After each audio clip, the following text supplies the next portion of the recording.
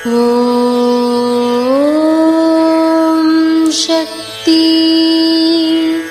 ஓம் சக்தி. ஓம் சக்தி. சூழ்ச்சி செய்பவர்கள் வீழ்ச்சியை அடைவார்கள். ஒரே நம்பிக்கை, ஒரே குறிக்கோள் இருக்க வேண்டும். குறிக்கோளுக்கும் பொருளுக்கும் என்னை தேடி அலையாதே. நேரம் வரும்போது நானே உன்னை தேடி வருவேன். இது அன்னையின் அருள்வாக்கு. குருவடி சரணம், திருவடி சரணம். ஓம் சக்தி.